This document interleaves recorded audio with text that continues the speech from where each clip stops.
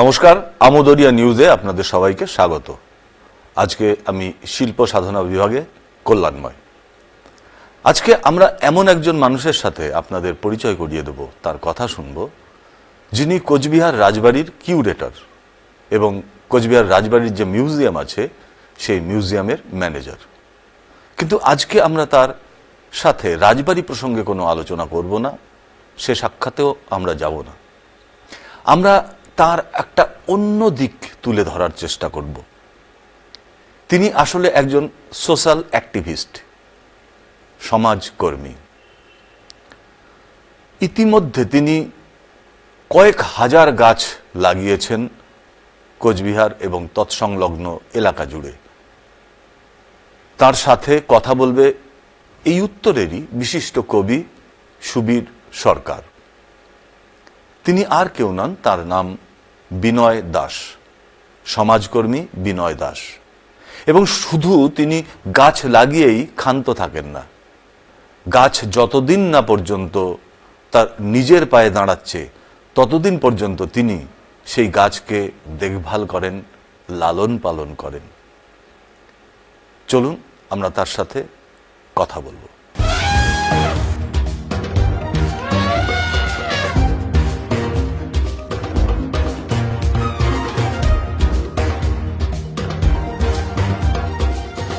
আসছে হাতিও অভিযান, প্রতি শনিবার ঠিক রাত 9টায়। চোখ রাখুন আমোদরিয়া নিউজে। Amodaria news, voice of the margin. এই মুহূর্তে আমরা এসেছি কুচবিহার রাজবাড়িতে। কুচবিহার রাজবাড়িতে সেক্রেটারিয়েট অ্যাসিস্ট্যান্ট পদে কর্মরত রয়েছেন শ্রী বিনয় দাস। এই মুহূর্তে তিনি রাজবাড়ির মিউজিয়ামের দায়িত্বে আছেন, ভারপ্রাপ্ত আধিকারিক।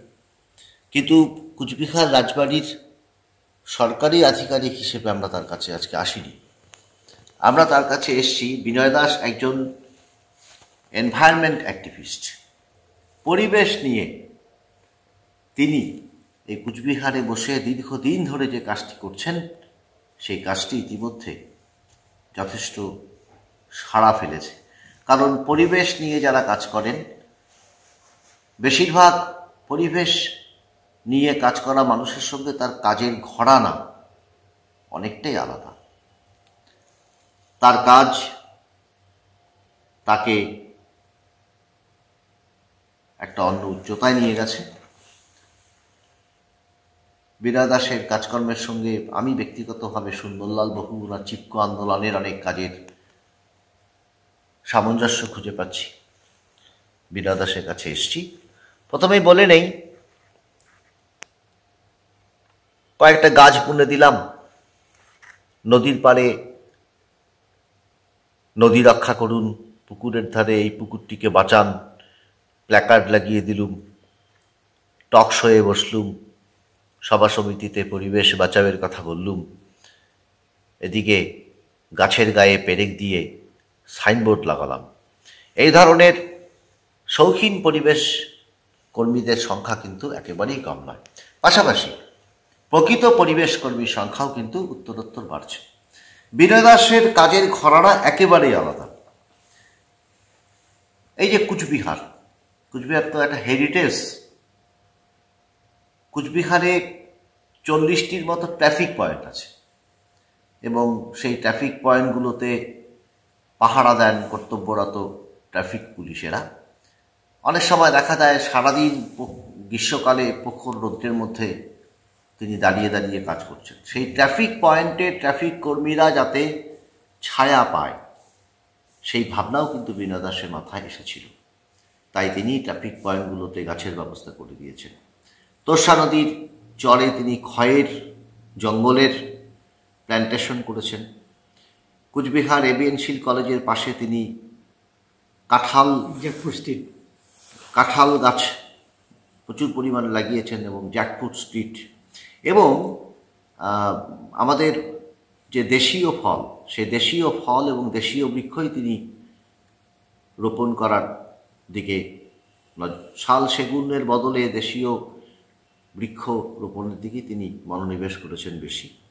এবং 2024 সালে তিনি এবং আরও কয়েকজন মিলে ব্যক্তিগত উদ্যোগে ব্যক্তিগত অর্থ বিনিয়োগ করে ট্রি অ্যাম্বুলেন্স, গাছ সংক্রান্ত কোনো প্রয়োজনে সেই ট্রি অ্যাম্বুলেন্স দৌড়ে বেড়ায় পুরো শহর জুড়ে, এবং সারা বছর জুড়ে বিনয় দাসের নেতৃত্বে এই কাজকর্মগুলো হচ্ছে। রামায়ণ বটিকা নামে একটি প্রকল্পে তিনি হাত দিয়েছেন। রামায়ণে প্রায় 138টি গাছের একটা তালিকা করা হয়েছে। সেই তালিকা ধরে ধরে সেই গাছগুলোকে রাজবাড়ির পেছনে রোপণ করার পরিকল্পনাও তিনি নিয়েছেন। কর্মসূচিটাকে তিনি রামায়ণ বটিকা দিয়েছেন।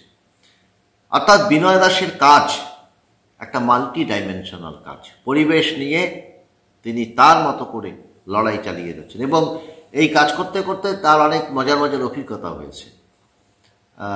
যেমন তিনি একটি জায়গায় গাছ বুনতে গিয়েছিলেন, তা সেই বাড়ির থেকে বলা হলো যে এই গাছটি লাগাবেন না, জাম গাছটি লাগাবেন না, জাম গাছে ভূত থাকে। আবার পাশাপাশি প্রচুর মানুষ এর সহযোগিতা সমর্থনও তিনি পেয়ে আসছেন। কাজের মানুষ, পরিবেশ অ্যাক্টিভিস্ট বিনয় দাসের সঙ্গে আজকে আমরা একটু কথা বলবো। আচ্ছা বিনয়বাবু, আপনার এই কাজের ভাবনা কিভাবে এলো? আপনার অনুপ্রেরণা কারা জোগালেন আপনাকে? আপনার শুরুর দিনগুলো যদি আমাদের একটু সংক্ষেপে বলেন, কী করে আপনি শুরু করলেন আপনার এই কাজের জার্নি, কাজের যাত্রা? আমি কর্মসূত্রে এক সময় মধ্যপ্রদেশের রেওয়া ডিস্ট্রিক্টে পোস্টিং হয়েছিল আমার। সেই শহরটায় গিয়ে দেখি গোটা শহরটা শুধু আম গাছে পরিপূর্ণ। তারপরে যখন ছুটিতে যখন আসি, আমার শহরে একটা ফলের গাছ দেখতে পাই না, শুধু শাল, সেগুন, শিরীষ, জারুল গাছে ভরা, একটি ফলের গাছও নেই।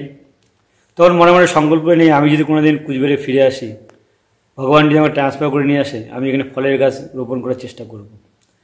সেই ভগবানের ইচ্ছায় 2010 সালে আমি পোস্টিং হয়ে এলাম। তখন থেকে আমি ব্যক্তিগতভাবে প্রথমে শুরু করি, প্রথমে পার্সোনালি, তারপর প্রফেশনালি, কারণ পাবলিকলি আমি এই বৃক্ষরোপণ অভিযান চালাচ্ছি। আমরা বঙ্গ সংস্কৃতির গাছ রোপণ করছি। আম, জাম, কাঁঠাল, লিচু, শরৎচন্দ্র বলেছেন বঙ্গ সংস্কৃতির গাছ লাগাও, তাই লাগিয়ে বেড়াচ্ছি, এবং আগামী দিনে বেশি করে লাগাবো। এবং কুচবিহারের 0.2% হচ্ছে বনভূমি। সেই বনভূমিটাকে ইতরত্র বৃদ্ধি করতে হবে। সভ্যতা টিকে থাকার জন্য 33% বনভূমি প্রয়োজন। সেই তুলনায় খুবই কম বনভূমি, সেই বনভূমি বাড়ানো যায়। যে 31টা নদী আছে আমাদের, সমস্ত নদীবক্ষে আমরা বিভিন্ন নদীর ধারে ধারে আমরা বৃক্ষরোপণ করে আমাদের কাজটাকে এগিয়ে নিয়ে যাবো, এটাই আমাদের মুখ্য উদ্দেশ্য। আপনি যখন এই পরিবেশ নিয়ে আপনার এই বৃক্ষরোপণ কর্মসূচির কাজটা শুরু করলেন, সেই সময় আপনি উৎসাহ পেয়েছিলেন কাদের কাছ থেকে? কারা আপনাকে উৎসাহিত করেছিল? কারা আপনার পাশে এসে দাঁড়িয়েছিল? কারা আপনার স্বপ্নকে সফল করার জন্য, আপনার জেদকে আরও ঘনবদ্ধ করার জন্য আপনাকে উদ্বুদ্ধ করেছিল? এরকম কয়েকজনের নাম যদি আপনি আমাদের বলেন। আমাকে এই জায়গায় ইন্সপায়ার সবচেয়ে বেশি করেছেন ডক্টর অনিল সরকার। উনি হচ্ছে ডক্টর বিমল সরকার, উনি এবিসি কলেজের প্রফেসর ছিলেন। রামায়ণ বটিকার 138টি গাছের তালিকা উনি তৈরি করে দিয়েছেন, বিমল সরকার। এবং উনি বিভিন্নভাবে আমাকে সহযোগিতা করেন, অনুপ্রাণিত করেন। তারপরে আমার যে ঘনিষ্ঠ বন্ধুরা, তারা এগিয়ে এসেছিলেন যে তুমি সকালে গাছ লাগাতে যাও, আমাদেরও ডাকো। এরকম করতে করতে আজকে আমার গ্রুপে 108 জন মেম্বার। এখানে আমাদের গ্রুপে আইপিএস আছে, আইএফএস আছে, বিভিন্ন লোক সহযোগিতা করে। কখনো এইচডিও সাহেব আসে আমাদের বৃক্ষরোপণে সহযোগিতা করতে। এরকম করতে করতে আজকে প্রত্যেকের সহযোগিতা পাই, এবং আমার এই সার্থক সাধনাকে পূরণ হবে, এটাই আমি ঈশ্বরের কাছে প্রার্থনা করি। আপনার সংগঠন পর্যাবরণ সংরক্ষণ কোচবিহার ইতিমধ্যে কিন্তু একটা পরিচিতি তৈরি করতে পেরেছে। আচ্ছা বিনয়বাবু, আমার আপনার কাছে জানতে ইচ্ছে করছে, আচ্ছা এই যে এত বৃক্ষরোপণ হয়, এখন তো বৃক্ষরোপণ খুব হয়, অরণ্য সপ্তাহ হয়, আমরা দেখি। আচ্ছা সবাই তো শাল, সেগুন, কৃষ্ণচূড়া, ইউক্যালিপটাস এইসব গাছই প্রায় সবাই লাগান। তা আপনি এই ধারণার থেকে কেন বেরিয়ে এসে আম, জাম, লিচু, কাঁঠাল, দেশীয় ফলের গাছ লাগানোর দিকে এগোলেন?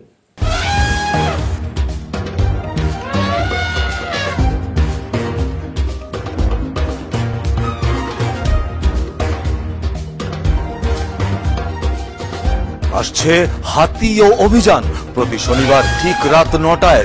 চোখ রাখুন আমুদরিয়া নিউজে। Amudoria News, Voice of the Margin.